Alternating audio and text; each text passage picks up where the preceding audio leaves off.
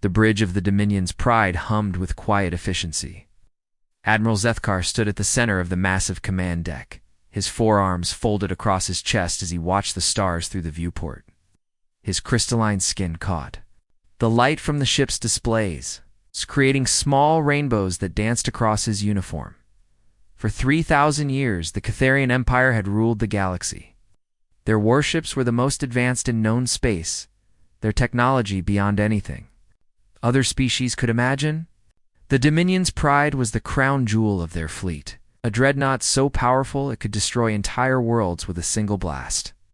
Admiral Zethkar had commanded the ship for 20 years. He had conquered 17 star systems and brought 43 species under Imperial rule. Today should have been like any other day. Patrolling the outer rim where new species sometimes appeared from unexplored regions of space, Commander Velthor approached the Admiral, his footsteps echoing on the metal deck. Like all Catharians, Velthar was tall and imposing, with bright blue skin and eyes that glowed with inner light. His voice was deep and respectful as he spoke. "Admiral, our sensors have detected an unknown vessel approaching from the Terran sector. It appears to be artificial, but the design is unlike anything in our databases." Zethkar turned to face his second-in-command. The Terran sector was uncharted space, beyond the edge of Imperial territory. Sometimes primitive species would venture out from their home systems, thinking they were ready to join galactic civilization. It was always amusing to show them how wrong they were. "Display the vessel on the main screen," Zethkar ordered. The massive view screen flickered to life, showing a grainy image of the approaching ship. Zethkar stared at it in confusion. The vessel was small, perhaps 1/10 the size of his dreadnought. Its hull was a dull gray color, made from what looked like simple metal alloys. The design was boxy and practical, with no elegance or grace. Strange markings were painted on its side in white letters. "Can you read those symbols?" Zethkar asked. Lieutenant Carthon, the ship's communications officer, worked at his console for several moments. "The translation matrix is having difficulty, Admiral. The symbols appear to spell out U.S. Liberty in the local language." Zethkar laughed, a sound like grinding crystal. U.S. Liberty. How quaint. They name their ships after concepts they clearly don't understand. "What kind of readings are we getting from their vessel?" "That's the strange part," Admiral Commander Velthar replied, consulting his datapad. "The ship appears to be constructed entirely from basic materials. Iron, steel, aluminum, titanium, nothing exotic. No bioorganic components, no crystalline matrices, no quantum-bonded materials. It's like they're still in the primitive stages of metallurgy. And their power source? Unknown, sir. We're detecting energy signatures, but they don't match any known technology. It's almost as if they're using controlled fusion reactions, but that's impossible. No species has relied on fusion power for over 2,000 years." Zethkar shook his head in amazement. A species that had somehow developed faster than light. Travel but still used primitive materials and ancient power sources. They were either incredibly resourceful or incredibly lucky. Either way, they would make excellent slaves for the Empire. "Open a communication channel," he ordered. "Let's see what these creatures look like." The view screen changed to show the interior of the alien vessel. Zethkar gasped in surprise. The bridge was cramped and utilitarian, with flickering lights and exposed cables running along the walls. But it was the creatures manning the stations that truly shocked him. They were small, perhaps 2/3 the height of a Catharian there. Skin was a strange pink color, soft and vulnerable-looking. They had only 2 arms, 2 legs, and their faces were covered in hair. Their eyes were tiny compared to other species, and they moved with a slow, careful grace that suggested they were not built for combat. One of the creatures stepped forward, wearing what appeared to be a dark blue uniform with gold markings. His hair was short and brown, and his face bore lines that suggested age or stress. When he spoke, his voice was calm and measured. "This is Captain Jake Morrison of the United Earthship Liberty. We come in peace, seeking contact with other intelligent species. We're explorers and scientists, not warriors." Zethkar studied the creature called Morrison. He looked so fragile, so weak. How had such beings managed to develop space travel? They appeared to be made of soft flesh and bone, with no natural weapons or defenses. A single Catharian warrior could probably defeat dozens of them in hand-to-hand combat. "I am Admiral Zethkar of the Catharian Imperial Fleet," he replied, his voice carrying the authority of 3 millennia of conquest. "You have entered Imperial space without permission. Your vessel and crew are now property of the Galactic Empire. Prepare to be boarded?" Captain Morrison's expression didn't change, but Zethkar noticed the other creatures on the bridge exchanging glances. One of them, a female with long brown hair, spoke quietly to Morrison. The Admiral couldn't hear what she said, but Morrison nodded and stepped closer to the communication device. "Admiral Zethkar, we appreciate your position, but we must respectfully decline. We're not here to challenge your authority or cause trouble. We simply want to establish peaceful relations and perhaps engage in trade. We have nothing you could want, and we're not interested in conflict." Zethkar's laugh echoed across the bridge of the Dominion's Pride. His officers joined in, their voices creating a harsh chorus that filled the command deck. The audacity of these primitive creatures was incredible. I actually thought they could refuse an imperial order. "You misunderstand your situation, Captain Morrison," Zethkar said, his voice hardening.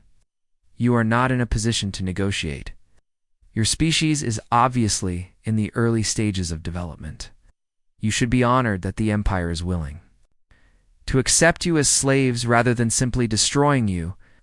He gestured to Commander Velthor, who began entering commands into the weapons console. The Dominion's Pride's plasma cannons began charging, their energy signatures lighting up the sensor displays like miniature suns. "You have 1 minute to surrender unconditionally," Zethkar continued. "Power down your weapon systems, drop your shields, and prepare to be taken into custody. If you comply, your deaths will be quick. If you resist, we will make your suffering last for days." Captain Morrison was quiet for a long moment. The other humans on the bridge watched him, their faces showing expressions that Zethkar couldn't interpret. Finally, Morrison spoke again.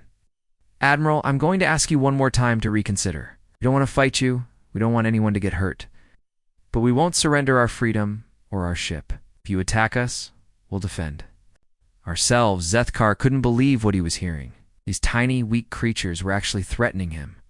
The most advanced warship in the galaxy, crewed by the most powerful species in known space, was being challenged by primitives who looked like they couldn't survive a stiff breeze.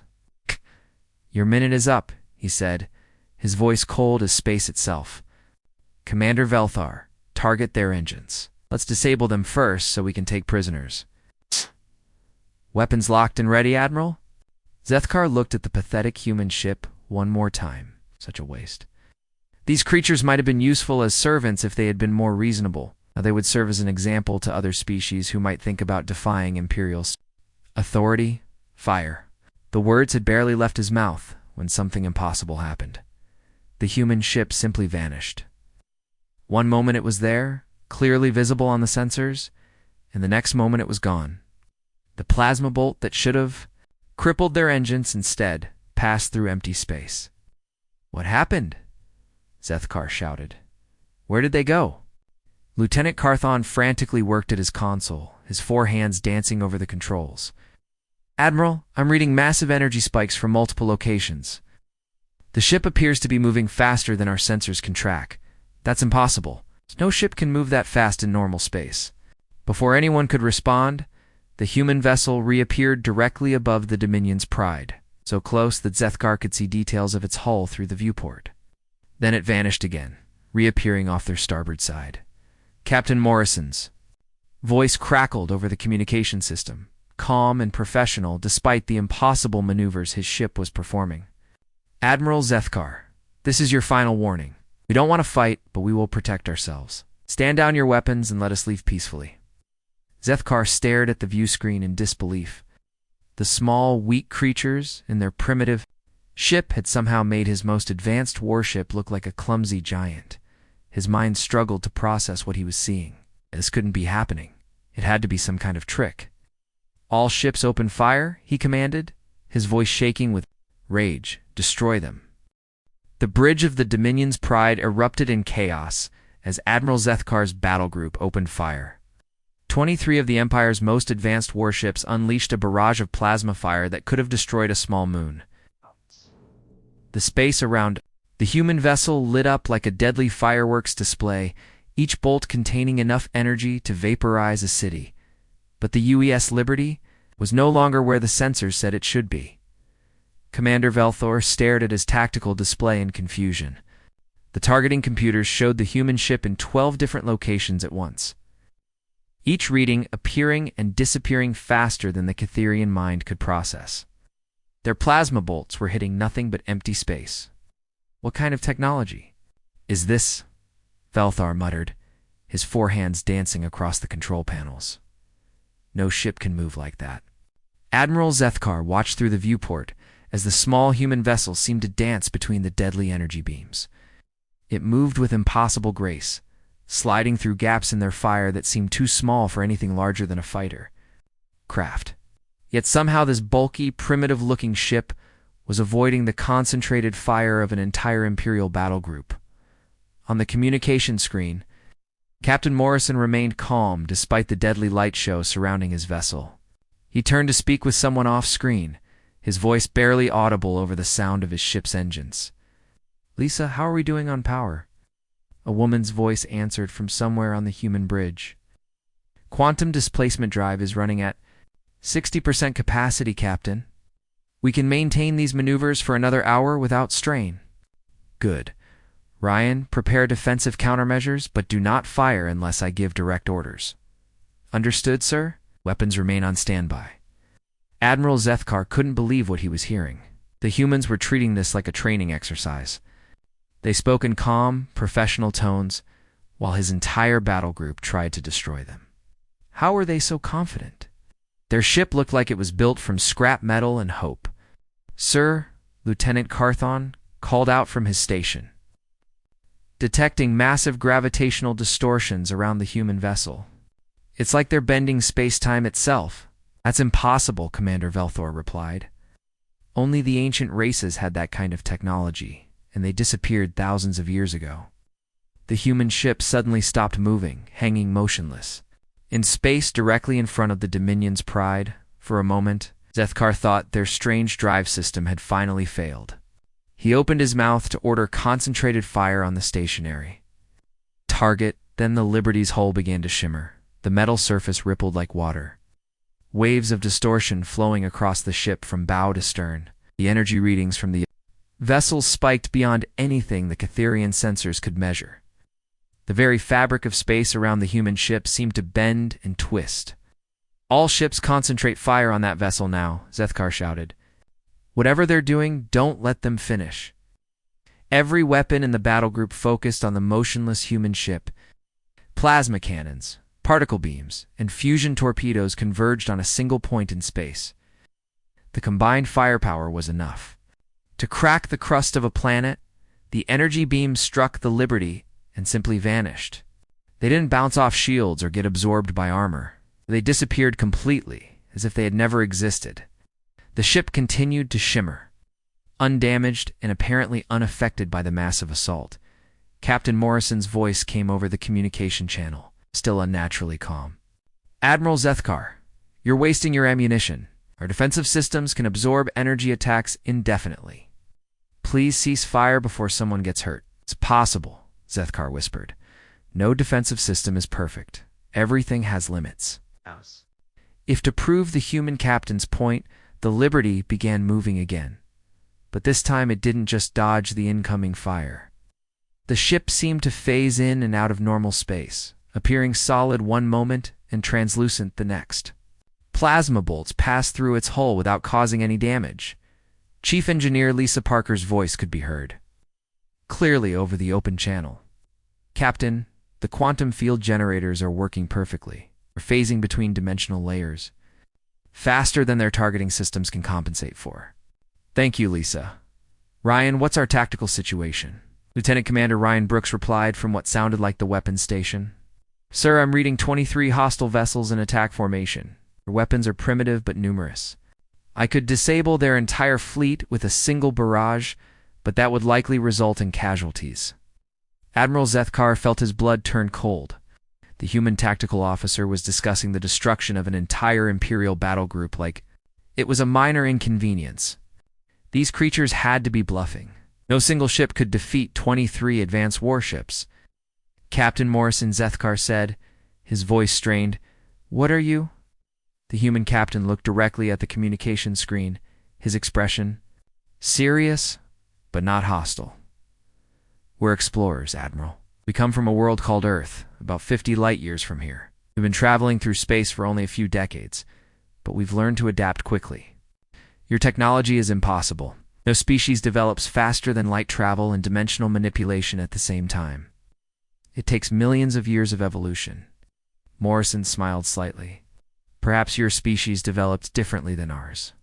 We've always been good at solving problems under pressure." Commander Velthair leaned close to Admiral Zethkar's ear. "Sir, our weapons are having no effect. Should we retreat and call for reinforcements?" The idea of retreating from a single primitive vessel was humiliating beyond belief.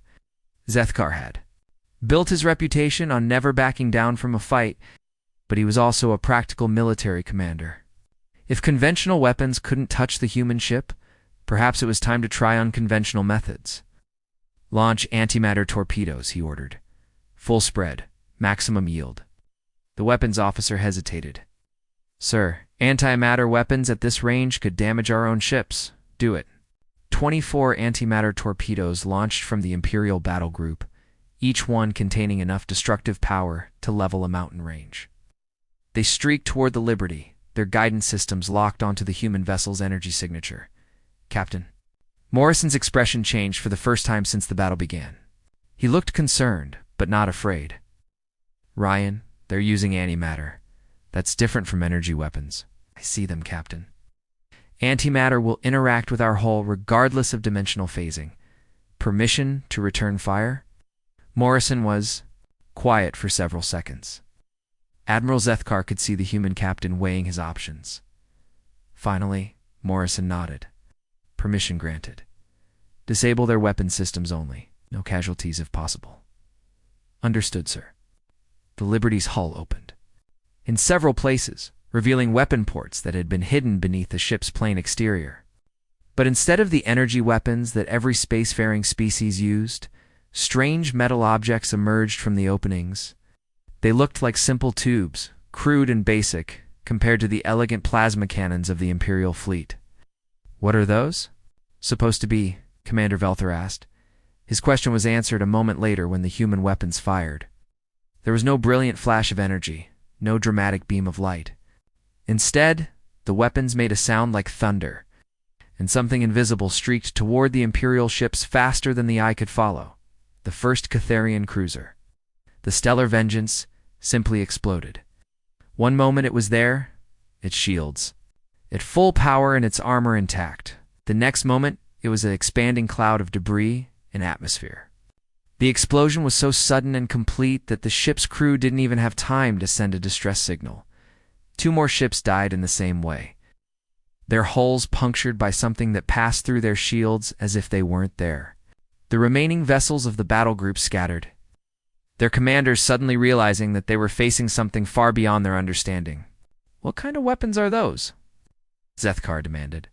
Captain Morrison's voice carried a note of regret. "Kinetic weapons, Admiral. We accelerate small pieces of metal to very high speeds using magnetic fields. Your shields are designed to stop. Energy, not solid matter. That's barbaric. Civilized species don't use kinetic weapons. We use what works. Your antimatter torpedoes are still approaching, by the way." Zethkar had forgotten about the torpedoes in the shock of seeing 3 of his ships destroyed so easily. He looked at the tactical display and saw the antimatter weapons closing in on the human vessel. Surely those would succeed where everything else had failed. The Liberty fired again, this time targeting the incoming torpedoes. Each antimatter warhead was struck by a kinetic projectile and detonated safely away from both fleets. The explosions lit up space like tiny stars, but caused no damage to either side. "Your turn, Admiral," Captain Morrison said. "You can continue this fight and lose more ships, or you can let us leave in peace. We never wanted to hurt anyone." Admiral Zethkar stared at the communication screen, his mind struggling to process what had just happened. His most advanced Battle group had been defeated by a single primitive vessel. Ships that had conquered star systems were running in terror from creatures that looked like they couldn't survive a strong wind. "This isn't over," he said, his voice shaking with rage and humiliation. The news traveled through the galaxy faster than light itself. Within hours of the battle, every major star system in the Empire had received Admiral Zethkar's report. The message was simple but shocking. A single primitive vessel had destroyed 3 Imperial warships and forced an entire battle group to retreat on the capital world of Kither Prime. The emergency council gathered in the crystal towers that had stood for 3,000 years. The chamber was filled with the Empire's most powerful leaders, their crystalline skin glowing with agitation under the ancient lights. General Mordock stood at the center of the room, his massive frame casting long shadows across the polished floor. He was the Empire's greatest military hero, a warrior who had conquered more worlds than any other Catherian in history. His forearms were scarred from countless battles, and his eyes held the cold fire of a professional soldier. "Albus." "Report must be false," he declared, his voice echoing off the crystal walls. "No single ship can defeat an Imperial battle group. Admiral Zethkar has either lost his mind or he's covering up his own incompetence." Chancellor Vexera, the Empire's civilian leader, held up a datapad with shaking hands. "The sensor logs don't lie, General. Minimal damage? To the unknown vessel. The energy readings are unlike anything in our databases. Sensor logs can be faked," Mordock replied. "I've seen it done before. Cowardly commanders have been known to stage false battles to explain away their failures." Dr. Felinara, the Empire's leading scientist, stepped forward. Her crystalline skin was pale blue, marking her as one of the scholar class. She had spent her entire life studying the fundamental forces of the universe, and her discoveries had advanced Imperial technology by centuries. "General, I've studied the data carefully," she said, her voice calm but troubled. "The gravitational distortions recorded during the battle are consistent with controlled space-time manipulation. The energy signatures suggest technology we don't understand." "Explain it in simple terms, Doctor." Dr. Felinara activated a holographic display that showed the battle from multiple angles. Small human ship flickered in and out of normal space, dodging energy beams that should have been impossible to avoid. "The vessel appears to be phasing between dimensional layers," she explained. "It's moving through folded spacetime, which would explain how it can appear in multiple locations simultaneously. As for their weapons, they're using simple kinetic energy, but accelerated to relativistic speeds." General Mordock studied the display with growing unease. "That's impossible. No species has mastered dimensional manipulation. The theoretical energy requirements alone would require the power output of a star, unless they've found a more efficient method." Dr. Felinara replied, "Their power source is completely unknown to us. It's not fusion, not antimatter, not even zero-point energy. It's something entirely different." Chancellor Vexara activated another display, showing intelligence reports from across the galaxy. "The situation is getting worse. Trade routes are shutting down, merchant vessels are refusing to leave port, entire systems are demanding military protection." The reports painted a picture of growing panic. The Empire had ruled through fear for 3 millennia, but now that fear was turning against them. If the mighty Imperial fleet could be defeated by unknown aliens, what hope did ordinary citizens have? "It gets worse," the Chancellor continued. "We've received reports of a second human vessel near the vegan trade hub. The UES Constitution, they call it. It destroyed an entire pirate fleet in less than 10 minutes. General Mordock's eyes widened. "Pirates?" "The vegan pirates have been a problem for years. They use stolen Imperial technology and modified warships. How did a single alien vessel defeat them?" "The same way they defeated our battle group," Dr. Felinara said quietly. "Superior technology and tactics we don't understand." The holographic display changed to show the second human ship. It looked similar to the first, with the same boxy design and primitive materials. But the sensor readings were even more disturbing. The Constitution had engaged 12 pirate vessels and destroyed them all without taking any damage. The human captain sent a message after the battle, Chancellor Vexera said. He offered to return the stolen Imperial technology to us and suggested We work together to eliminate piracy in the region, suggested. Mordok's voice was dangerous. They're offering to help us. The message was polite and respectful. They claimed they were only defending innocent merchant vessels from pirates. They said they had no interest in imperial territory or politics. The general began pacing around the chamber, his heavy footsteps echoing off the walls. This is worse than I thought. They're not just militarily superior. They're trying to undermine our authority by appearing reasonable and helpful. Dr. Fellinara nodded grimly. If they can defeat our warships and then offer to help us, it makes us look weak and incompetent. Other species will start to question why they should obey imperial rule. Exactly. And if they're truly as advanced as these reports suggest, other species might start looking to them for protection instead of us. The implications were staggering. The Empire's power came from its military superiority and its ability to protect or threaten other species. If humans could offer better protection with superior technology, the entire foundation of imperial rule could collapse. What do we know about these humans? Chancellor Vexera asked. Dr. Fellinara consulted her data. Pad. Very little. They appear to be a bipedal species from an unknown region of space. They're physically smaller and weaker than most galactic species, but their technology is far advanced. They claim to be explorers and scientists, not conquerors. Ads. What makes them so dangerous? General Mordok said. A typical aggressive species would try to conquer territory and establish dominance. We understand that. We can fight that.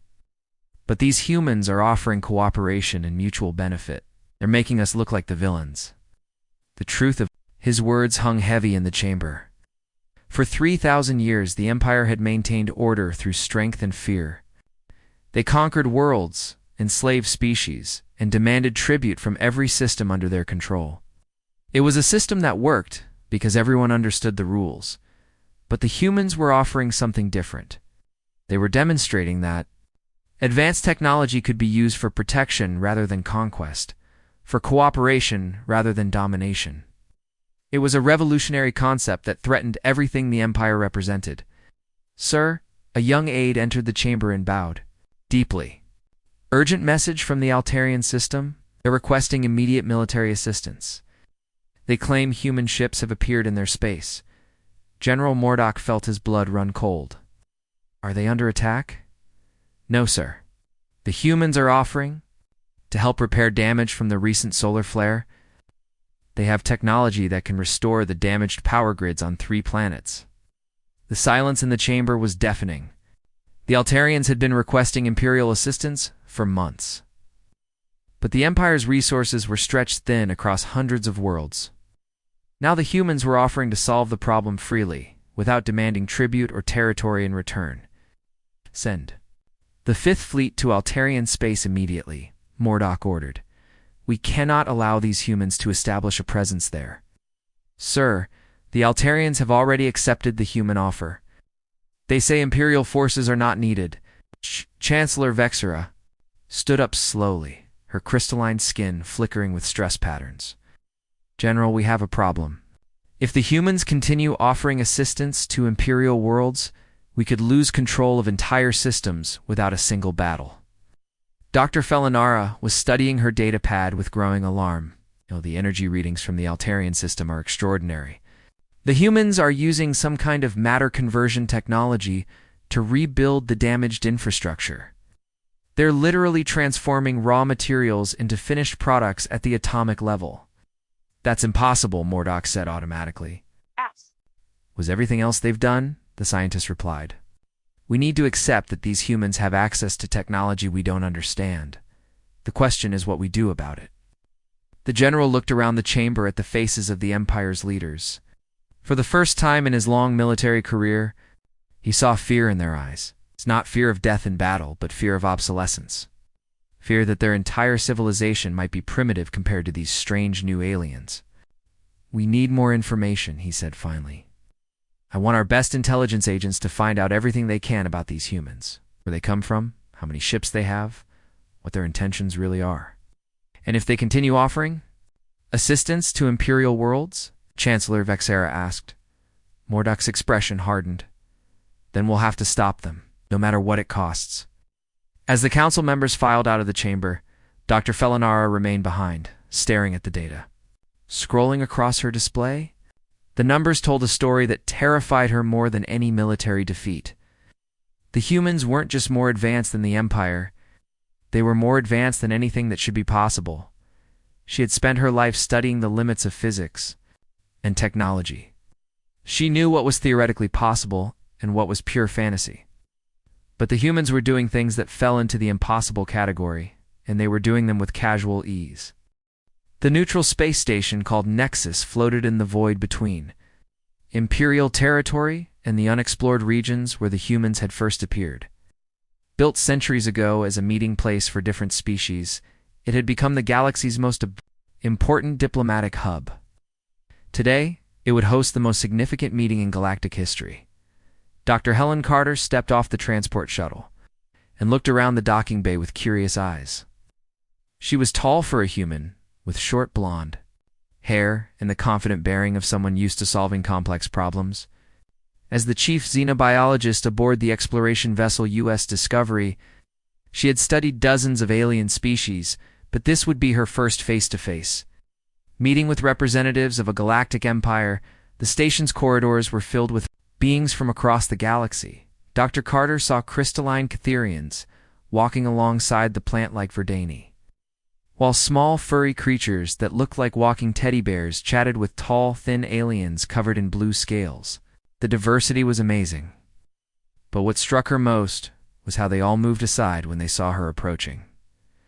Word of the human encounters had spread quickly. These beings had heard the stories about impossible warships and technology that defied understanding. They stared at Dr. Carter with mixtures of fear, curiosity, and awe. Some pointed and whispered to their companions. Others quickly moved to the opposite side of the corridor. Dr. Carter found the reaction both amusing and sad. She was just a scientist who wanted to learn about other species and share knowledge.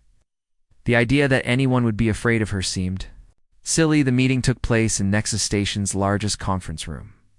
Dr. Carter entered to find herself facing a panel of the galaxy's most distinguished scientists and military leaders. At the center sat Dr. Felinara, the Empire's leading physicist, her crystalline skin glowing softly in the chamber's lights. Dr. Carter, Dr. Felinara said formally, "Thank you for agreeing to this meeting. We have many questions about your species and your technology." "I'm happy to help," Dr. Carter replied, taking her seat at the table. "Though I should warn you that some of what I'm going to tell you might be hard to believe." General Mordock leaned forward, his forearms folded across his chest. "Doctor, we've seen your warships in action.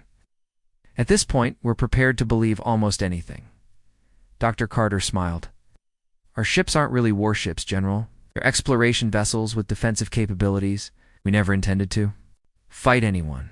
Your defensive capabilities destroyed 3 Imperial cruisers," the General replied coldly.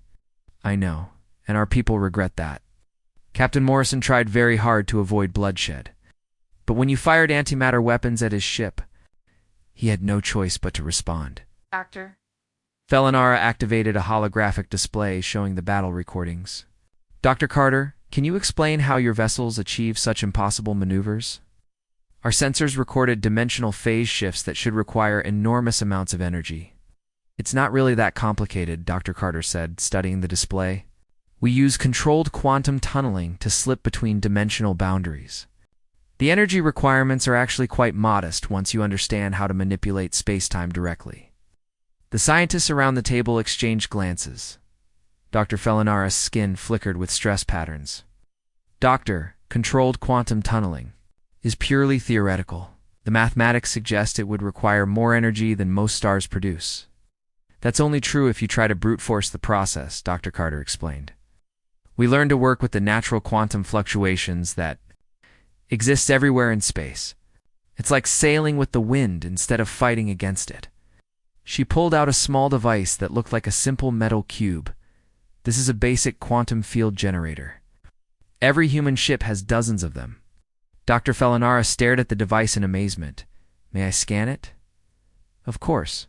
The Catherian scientist aimed her instruments at the cube and immediately began making excited noises. "The energy density readings are off the charts. This little device contains more power than our largest reactors.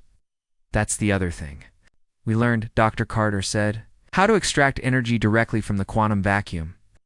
Every cubic centimeter of empty space contains enough energy to power a city if you know how to tap into it. The room fell silent. Scientists from a dozen different species stared at the human woman who was casually describing technology that was beyond their wildest dreams. Energy from empty space, dimensional travel, matter manipulation at the quantum level. It was like listening to someone describe magic as if it were basic engineering. Commander Vexlon, military strategist from the Rigel system, finally spoke up. Dr. Carter, how long has your species possessed these technologies? We developed most of them within the last 50 years, she replied. Though the theoretical foundations go back about 2 centuries. 2 centuries? Dr. Felinara's voice was barely a whisper. My species has been studying physics for over 5,000 years. How did you advance so quickly? Dr. Carter was quiet for a moment, considering how to explain something that even she found hard to believe sometimes. I think the answer lies in where we come from. Our homeworld is very different from most planets in the galaxy.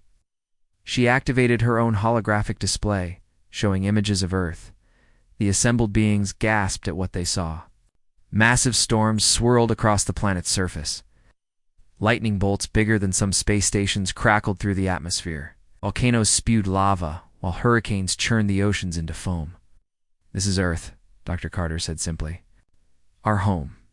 General Mordock stared at the images in disbelief. That's a death world. How could any life form evolve in such conditions? The gravity is 3 times galactic standard, Dr. Carter continued. The atmosphere is corrosive to most species. The radiation levels would be lethal to anyone from a more hospitable world. The weather patterns are violent and unpredictable. She changed the display to show images of humans working in extreme conditions. Scientists in protective suits studied active volcanoes. Engineers built structures that could withstand earthquakes and hurricanes. Children played sports that would injure most adult aliens. We didn't just survive on Earth, she explained. We thrived. Every generation faced new challenges that forced us to adapt and innovate. We learned to solve problems quickly because hesitation meant death. Dr. Felinara was studying the gravitational data with growing amazement. Dr. Carter, you're telling us that every human aboard your ships has lived their entire life under 3 times normal gravity. Yes, it's one reason why our ships can perform such extreme maneuvers. What feels impossible to you is just normal movement to us. She stood up and walked across the room in a flowing motion that looked effortless but covered ground faster than most species could run. Then she casually lifted a chair that weighed several hundred pounds and held it above her head with one hand. We're also physically stronger than most galactic species, she said, setting the chair down gently. Earth made us tough, Commander. Vexlon was taking notes frantically. What about your mental capabilities? The tactical decisions we observed during the battle showed remarkable processing speed. Humans have always been good at thinking under pressure, Dr. Carter replied. When your world is constantly trying to kill you, you learn to make fast decisions with incomplete information. We call it intuition, but it's really just pattern recognition developed under extreme stress. She returned to her seat and brought up another display, this one showing human cities. The buildings were massive structures that seemed to grow from the landscape itself, incorporating living plants and flowing water into their designs.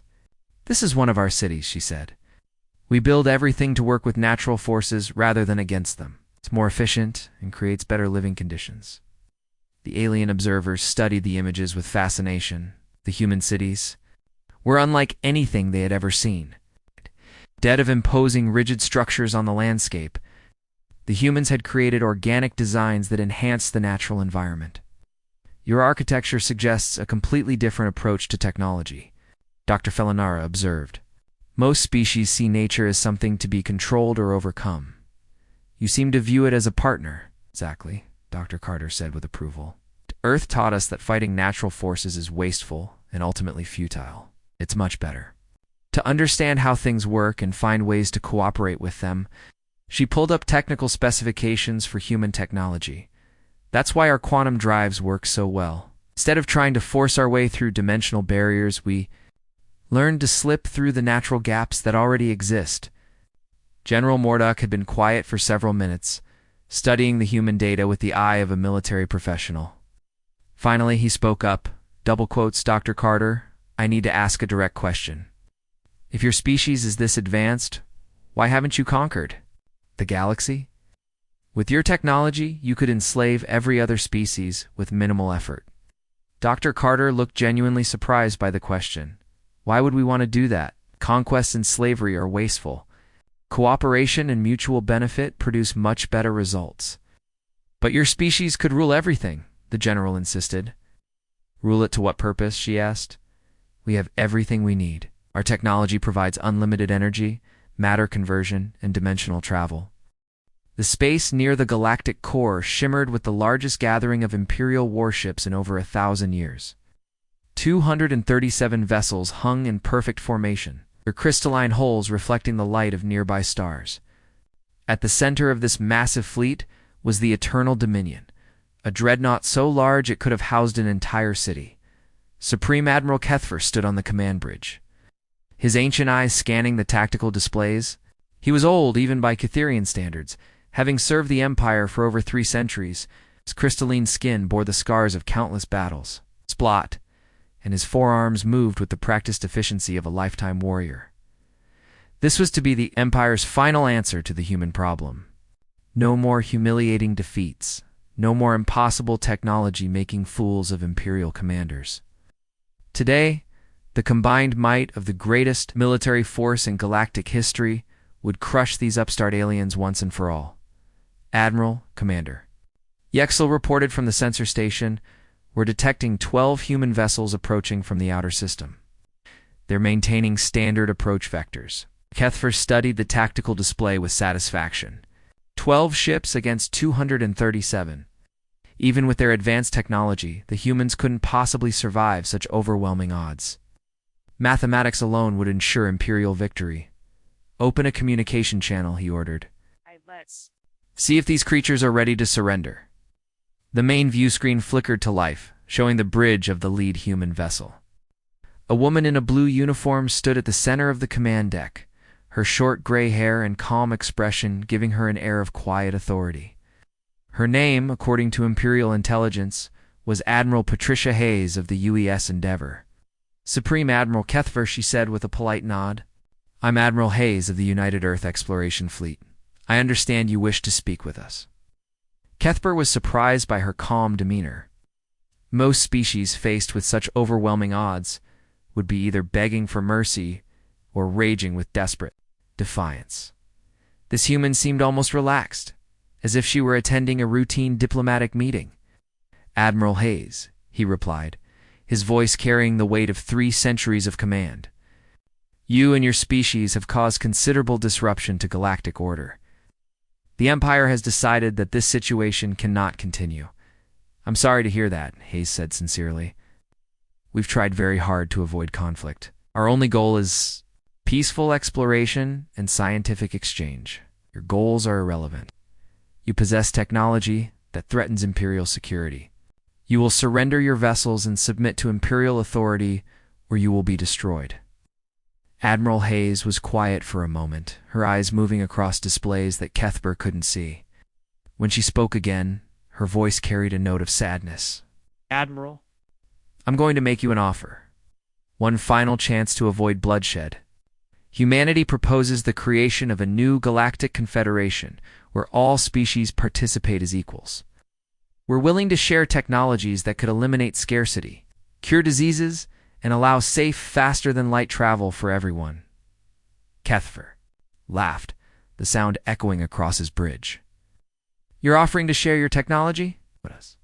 The Empire has ruled this galaxy for 3,000 years. You don't need gifts from primitive aliens. Admiral, with respect, your Empire rules through fear and violence. We're offering something better. A future where species cooperate instead of conquering each other." "Cooperation is weakness," Kethfer replied. "The strong rule, the weak serve. That is the natural order of things." Admiral Hayes shook her head slowly. "That's where you're wrong, Admiral. Cooperation isn't weakness. It's the source of true strength. But I can see you're not interested in changing your mind. She turned to speak with someone off screen, then looked back at the communication display. Admiral Kethfer, if you attack us, we will defend ourselves. I want you to understand that clearly. We don't want to hurt anyone, but we won't allow you to hurt us either. Kethfer studied the human admiral with growing anger. Even now, faced with impossible odds, she spoke as if she held the superior position. The arrogance was intolerable. Have 12 ships, Admiral Hayes. I have 237. Your technology may be advanced, but numbers matter in war. Numbers do matter, Hayes agreed, but so do many other things. Please reconsider your decision. I've made my choice. All ships, prepare to attack. We'll show this galaxy what happens. To those who defy Imperial authority, the massive fleet began moving into attack formation, weapon systems charging with deadly energy. Kethfer watched the tactical display with grim satisfaction. Whatever tricks the humans had used before, they couldn't possibly stand against this level of firepower. Admiral Hayes spoke one more time before the attack began. I'm sorry it's come to this, Admiral. Please know that we take no pleasure in what's about to happen. The Imperial fleet opened fire with enough concentrated energy to sterilize a dozen worlds. Plasma beams, fusion torpedoes, and antimatter. Missiles streaked through space toward the small human formation. The light show was spectacular, display of raw destructive power that had never been matched in galactic history. But the human ships weren't where the weapon struck. Kethfer watched in growing horror as the UES fleet seemed to dance between the incoming fire. Their ships moved with impossible precision, sliding through gaps in the barrage that seemed too small for a fighter craft, let alone full-size vessels. The quantum displacement drives that Dr. Carter had described allowed them to phase in and out of normal space faster than the Imperial targeting computers could track. How are they doing that? Commander Yextel shouted over the noise of weapons fire. Dimensional manipulation, Kethfer replied grimly. They're moving through folded spacetime. The human ships reappeared in perfect formation, completely undamaged, by the massive assault, and they began their counterattack.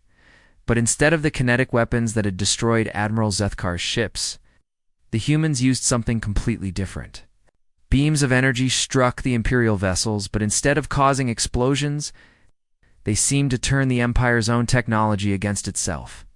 Ship after ship went dark as their power systems failed in cascade patterns. Weapons that had been charging suddenly shut down. Life support systems flickered and died before emergency backups kicked in. Navigation computers crashed, sending several vessels tumbling helplessly through space. They're not destroying us, Commander Yextal reported. In amazement, they're just disabling our systems. Kethfer stared at the tactical display in disbelief. In less than an hour, the greatest military force in galactic history had been reduced to a collection of drifting hulks. Not destroyed, not vaporized, just turned off. Admiral Hayes' voice came over the communication system, calm and professional, despite the chaos around them. Supreme Admiral Kethfer, your fleet has been disabled. We're dispatching repair teams to restore your life support. Systems and basic navigation, no one needs to die today. This is impossible, Kethfer whispered. Admiral, your weapons and shields are designed around energy-based technology. We've learned how to disrupt the quantum foundations that make them work. Your ships are intact, your crews are alive, but your ability to wage war has been temporarily removed. Small human vessels began moving between the disabled Imperial ships, their crews working to restore essential systems. Kethfer watched through his viewport as human engineers in protective suits boarded his dreadnought to repair the life support systems that kept his crew alive. Why? He asked finally. Why not just destroy us? You have the power. Admiral Hayes appeared on his personal communication screen, her expression serious but not hostile. Because destruction is wasteful, Admiral. Every being in your fleet has knowledge, experience, and perspectives that could benefit the galaxy. Why would we throw that away? We are your enemies. You were our opponents. That doesn't mean you have to be our enemies forever. People can change, Admiral. Civilizations can grow beyond their old patterns. A young human woman in an engineering uniform appeared on Kethfer's bridge, carrying tools that looked impossibly advanced. She smiled politely and began working on the command console, her movements careful and professional. Life support is restored, she reported to Admiral Hayes. Navigation and communication systems will be online within the hour. Thank you, Engineer Collins. Please ensure all crew members receive medical attention if needed. Kethfer stared at the human engineer as she worked. She was young, probably barely out of training, yet she moved with confidence around technology that his most experienced officers couldn't understand. More importantly, she showed no fear of him despite the fact that he could have killed her with his bare hands. Admiral Hayes, he said slowly, what happens now? That's up to you, Admiral. We're offering membership in a new galactic confederation. Equal participation, shared technology, cooperative exploration. Or you can return to Imperial space and continue ruling through fear and violence. The choice is yours. Kethfer was quiet for a long time, watching his former enemies repair the damage they had caused. The young engineer finished her work and gave him a cheerful wave before moving on to help other crew members. These Confederation worlds, he said finally. They would truly be equals, not subjects or vassals.